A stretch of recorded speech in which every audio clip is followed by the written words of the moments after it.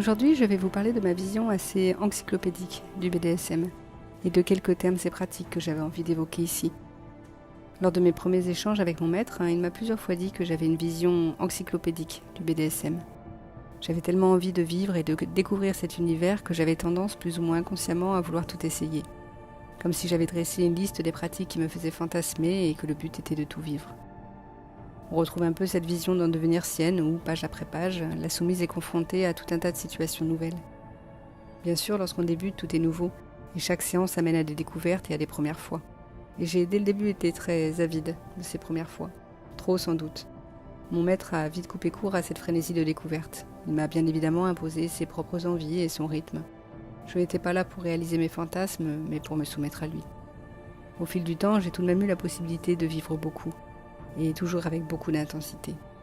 Toutefois, cette idée d'encyclopédie des termes BDSM m'est toujours restée dans un coin de la tête. J'ai eu l'idée à une période de réaliser un petit lexique ou un glossaire sur le sujet. Cependant, j'ai pu constater qu'il en existait déjà beaucoup et de très complets. Me concernant, je ne me sentais pas la volonté d'évoquer l'intégralité de ces termes et pratiques.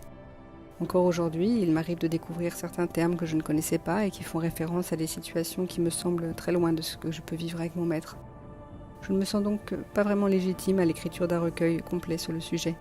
Je ne ferai que répéter ce que d'autres ont déjà dit. Je trouvais plus intéressant de sélectionner des termes, des actes ou des objets qui me parlent et que je connais personnellement pour y avoir été confrontée ou pour y avoir confronté certaines des soumises de mes romans. L'idée n'étant pas d'en donner une définition factuelle, mais de contextualiser avec des anecdotes personnelles ou des passages de mes romans. Chacun vit le BDSM comme il l'entend et comme je l'ai déjà dit, mes définitions ne seront pas forcément celles des autres.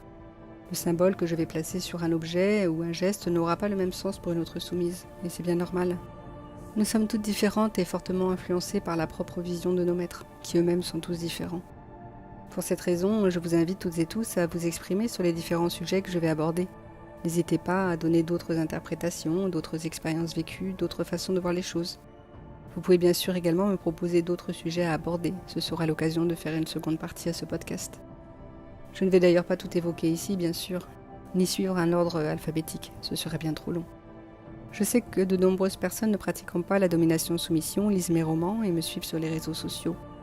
Je ne sais pas s'il en est de même ici, mais je pense toutefois que si vous écoutez ce podcast, il n'est pas utile de revenir sur l'acronyme BDSM. Je m'adresse aussi à celles et ceux qui envisagent de débuter une telle relation et de devenir maître ou soumise. Aussi, je voulais commencer par ce qui me semble être les bases, comme le contrat.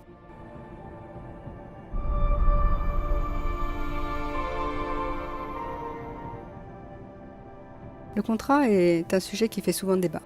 Certains diront qu'il est parfaitement inutile, que la relation doit être basée sur la confiance. D'autres s'interrogeront sur le côté vraiment légal ou non d'un tel type de contrat. D'autres encore penseront que c'est une bonne chose, du moins dans un premier temps. Lorsque j'ai écrit Devenir Sienne, je n'avais pas connaissance de ce type de contrat, raison pour laquelle je n'y fais pas mention. Je ne l'évoque d'ailleurs presque jamais dans mes romans. C'est dans Évidence que j'en parle le plus longuement. Et pour cause, il s'agit de ma propre expérience. Lorsque mon maître a accepté de me prendre en collier, il m'a demandé de rédiger un contrat. J'ignorais complètement ce que je devais y noter. C'était une façon pour lui d'en savoir plus sur moi et ma façon de voir les choses. J'imagine qu'aucun contrat ne se ressemble. J'ai essayé de lister ce à quoi je m'engageais, mais le plus difficile a été d'exprimer noir sur blanc mes limites et ce que je refusais de vivre. Rien que ce mot « refuser » me semblait être un non-sens. Toutefois, c'était l'ordre que j'avais reçu et je ne pouvais pas me présenter à lui sans ce contrat rédigé avec soin. Au début, j'étais donc très sceptique. Le fait d'indiquer les interdits allait à l'encontre de ma vision de la soumission, dans laquelle une soumise doit tout accepter. Et puis j'ai dû reconnaître que finalement, nous ne nous connaissions pas. Ce que je savais des pratiques de mon maître se limitait à quelques textes et récits de séances publiés sur un blog et à quelques conversations. À force de réfléchir à des situations auxquelles je ne voudrais pas être confrontée, j'ai fini par réaliser que non, je n'étais pas prête à tout accepter. J'ai aussi dû m'astreindre à trouver un équilibre subtil entre ce qui était vraiment important pour moi et ce que j'estimais ne pas être nécessaire de préciser. Bien sûr, après coup, j'ai découvert tout un tas de choses auxquelles je n'avais pas pensé. Mais ce contrat était une base et aussi, symboliquement, un engagement que nous prenions l'un envers l'autre. Au final, ce contrat n'aura pas duré très longtemps. Comme je le raconte dans Évidence, j'ai assez vite choisi d'y renoncer car j'y avais noté des interdits que j'avais finalement eu envie de découvrir. Mon maître n'a pas accepté que je le modifie, Soit il restait en l'état et cadrait certaines pratiques, soit je renonçais à absolument tout ce qui était mentionné. Il faut avoir conscience du côté symbolique du contrat. Toutefois, je trouve qu'il permet une vraie et importante réflexion sur les attentes, les droits et les obligations du maître et de la soumise lors des débuts d'une relation. Je pense que c'est quelque chose d'important à mettre en place. Par la suite, lorsque le lien devient fort et que la relation de confiance est totale, alors j'imagine que de toute façon, il se fait oublier petit à petit. Comme je vous le disais, j'ai décidé de déchirer le mien, mais cela a une conséquence importante. Et cela concerne le second thème que je souhaitais mettre en avant ici, le safe word.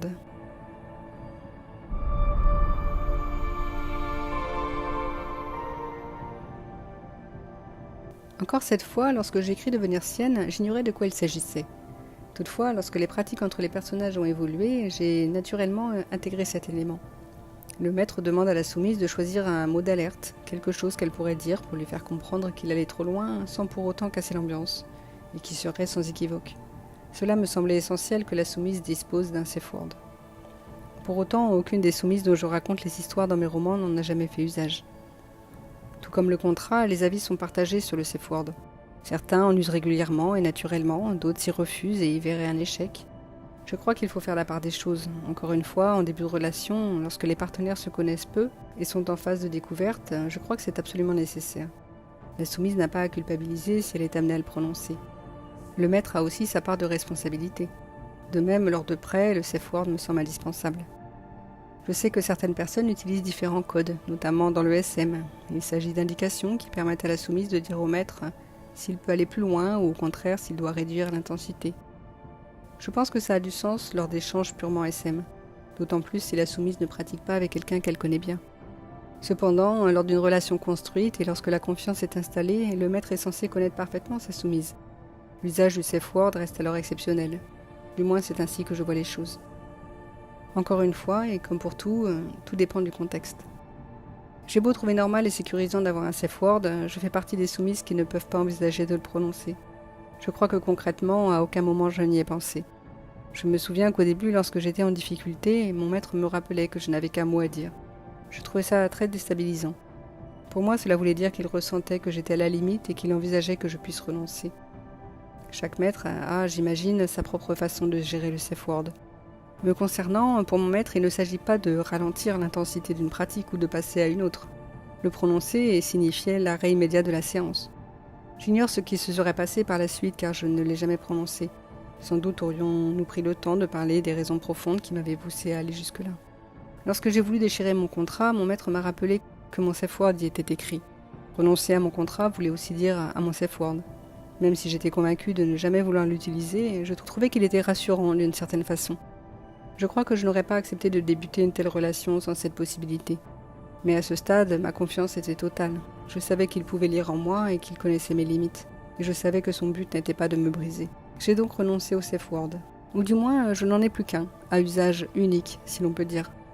Le prononcer consiste à reprendre ma liberté, à rendre mon collier, sans retour en arrière possible. Mais encore une fois, la façon dont chaque personne fonctionne est différente et il n'y a aucun jugement de valeur derrière mes mots. J'ai reçu plusieurs témoignages de couples déesses, stables, ayant une confiance totale l'un envers l'autre, et dont la soumise utilisait de temps à autre le safe word, sans aucun a priori. La seule chose qui compte, c'est l'équilibre dans la relation entre les partenaires. Sans aller jusqu'au safe word, il doit être possible de revenir sur un moment éprouvant d'une séance, lors de ce qu'on appelle l'after, un des autres sujets qui me semble important d'aborder.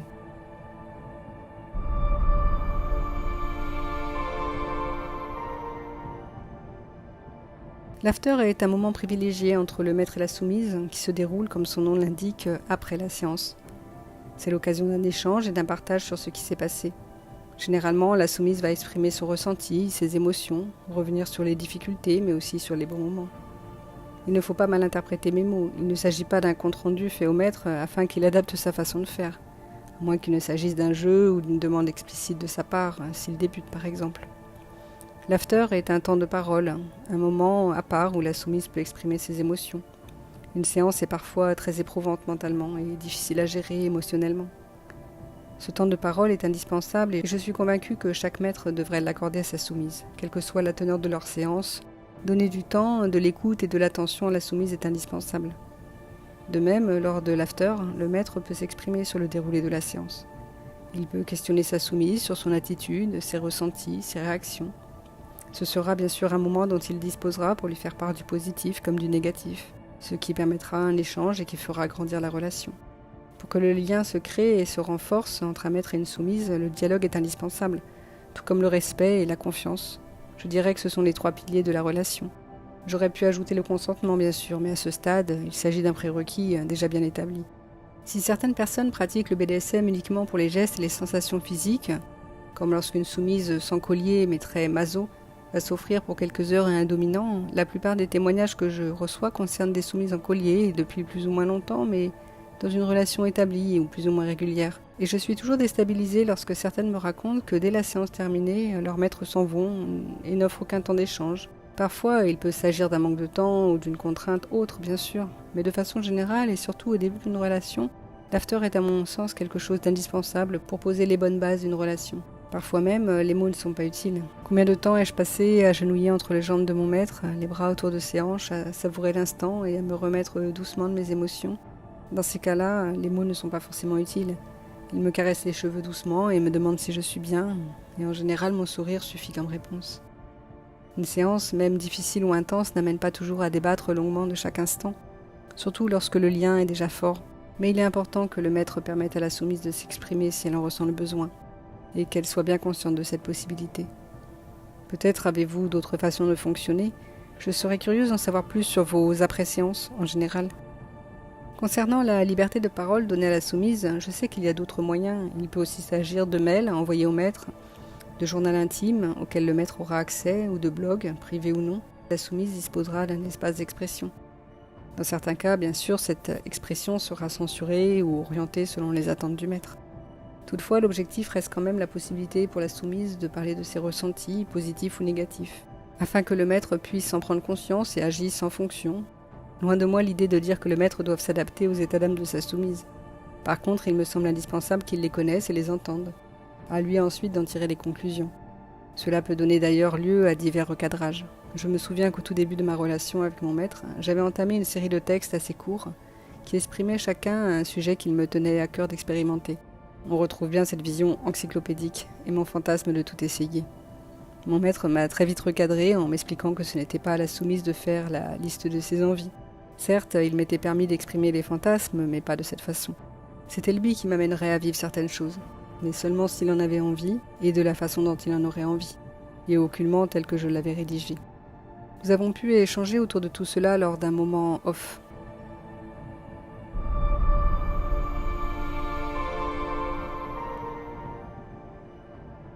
Le moment off est un temps de parole que la soumise peut solliciter lorsqu'elle a besoin de parler d'un sujet qu'elle sent comme délicat. Le maître aussi, bien sûr, peut l'inviter à parler en off. Ce n'est pas un moment qui suit une séance comme l'after, c'est plutôt un temps de parole dédié à un sujet précis durant lequel la soumise pourra s'exprimer plus librement qu'en temps normal. Le maître aura également une écoute particulière.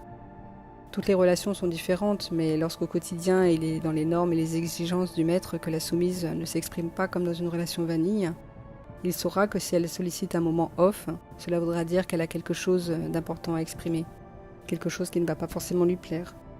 En lui accordant ce temps, lors d'un moment choisi et d'une pleine disponibilité, il sera prêt à l'entendre et s'engagera à adapter sa réaction. Une relation maître et soumise ne fonctionne pas comme celle d'un couple vanille où des échanges importants ont lieu naturellement à l'initiative de l'un ou de l'autre. Et même au cœur d'une relation déesse, la nécessité de parler en off dépendra de la relation. Il faut que ça reste un moment rare qui lui confère justement une importance particulière. À bien y réfléchir, c'est quelque chose dont je faisais régulièrement usage au début de ma relation avec mon maître, et bien moins maintenant. Au début, j'avais toujours peur de mal faire, d'être intrusive dans mes questions ou d'avoir des propos qui ne convenaient pas à ma condition. En sollicitant un moment off, je m'assurais en quelque sorte d'être protégée par ce cadre qu'il avait lui-même mis à ma disposition. Et puis, au fur et à mesure, j'ai appris ce qu'il m'était permis d'exprimer et la façon de le faire. Désormais, je demande plutôt si je peux poser une question ou si je peux dire quelque chose, ce qui sous-entend que le sujet peut être délicat. Le moment off est vraiment réservé à de rares occasions. Je me souviens par exemple d'avoir sollicité ce temps de parole en off pour m'exprimer au sujet d'éventuels prêts. En effet, pour celles et ceux qui ont lu Devenir sienne, il ne vous aura pas échappé que je n'ai eu aucun problème à décrire de nombreuses scènes durant lesquelles la soumise était offerte à d'autres hommes. par son maître et en sa présence ou non. Malgré quelques hésitations pour la forme, elle semble y prendre du plaisir et n'avoir aucun problème avec ce principe. Je ne saurais pas vraiment dire si c'était un de mes fantasmes à l'époque, car lorsque j'ai écrit ces scènes, je n'avais aucunement l'intention de vivre réellement le BDSM. Ça me plaisait de l'écrire, mais je ne me projetais pas dans l'idée de le vivre. Une fois en collier et soumise à mon maître, j'ai immédiatement su que je détesterais qu'il me prête à d'autres hommes. Suite à un propos de mon maître, j'ai réalisé qu'il avait peut-être pu être amené à penser, en lisant Devenir sienne, qu'être prêté pouvait être un de mes fantasmes. Et lorsque je l'ai compris, j'ai sollicité ce moment off.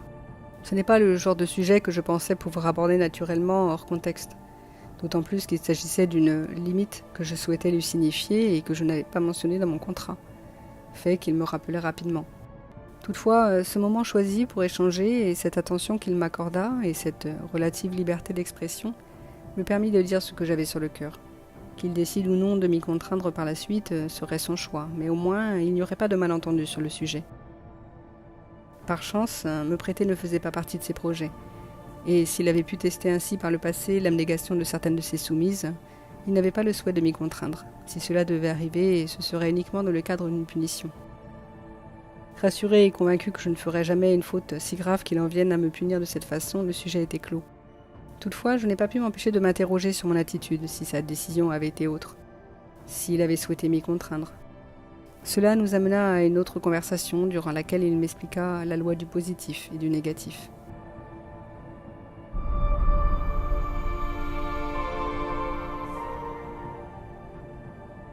La loi du positif et du négatif est un concept très simple qui s'applique dans tous les domaines de la vie et dans tous les types de relations. À tout moment, il convient de s'interroger si une situation nous apporte plus de positif ou de négatif. Si le positif l'emporte, alors il faut se battre pour faire perdurer cette situation et en savourer chaque instant, même si parfois il y a du négatif, car ce n'est jamais tout l'un ou tout l'autre. Si c'est le négatif qui l'emporte, alors il faut trouver en soi la force de mettre fin à la situation, et ce, même si parfois il y a du positif. Cela vaut pour une situation professionnelle, un environnement géographique, etc. Et bien sûr pour une relation quelle qu'elle soit, familiale, amicale ou amoureuse, vanille ou BDSM. Si la relation apporte majoritairement de la difficulté, du stress, de la souffrance, de l'angoisse et tout un tas de sentiments négatifs, alors peu importe à quel point on souhaite la vivre, il faut savoir y renoncer. Sur le moment, cela peut sembler radical et un peu facile à dire. Mais c'est vrai que depuis, je pense souvent à cet équilibre entre le positif et le négatif d'une situation, peu importe le domaine, et je trouve l'exercice très intéressant. Une soumise se doit d'obéir avec abnégation. Peut-elle, dans ce cas, faire passer avant le plaisir de son maître ses propres sentiments et considérer que si ça lui est trop difficile, si les mauvais moments sont plus fréquents que les bons, alors elle ne doit pas s'y contraindre ? Eh bien, ma réponse est oui. Si les épreuves auxquelles elle est confrontée sont vécues véritablement comme du négatif, si elle en souffre véritablement sur la durée, alors ce n'est pas de l'abnégation. Cette loi du positif et du négatif s'applique également au maître. On me pose parfois la question vis-à-vis du contrat, par exemple. Que se passe-t-il si la soumise note des limites qui ne plaisent pas au maître ? C'est généralement à ce moment qu'on me fait la remarque que finalement, c'est la soumise qui décide. Eh bien non, absolument pas. Lorsque la soumise annonce ses limites, le maître doit lui aussi s'interroger sur le positif et le négatif que lui apportera la relation. S'il juge que ces limites vont brider son plaisir et le frustrer, alors il renoncera à la soumise et en trouvera une qui s'accordera avec ses attentes. Et inversement, mon maître a accepté sans peine que je refuse les aiguilles car il ne tenait pas à me les imposer. Si j'avais indiqué comme limite une pratique qui lui était indispensable, vous pouvez être sûr que jamais je n'aurais porté son collier.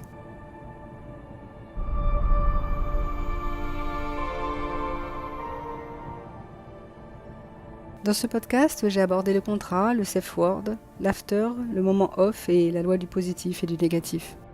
N'hésitez pas à me dire si vous aimeriez que je développe davantage l'un de ces sujets et s'il y en a d'autres que vous souhaiteriez que j'aborde. J'attends également avec impatience vos commentaires sur chacun de ces thèmes. N'hésitez pas à partager vos expériences et vos témoignages et à poser vos questions, de préférence sur Facebook, Instagram ou YouTube. J'y répondrai avec plaisir. J'espère que vous avez aimé ce podcast. Je publie un nouvel épisode un lundi sur 2 à 18h. N'oubliez pas de vous abonner pour ne pas le rater et à très bientôt.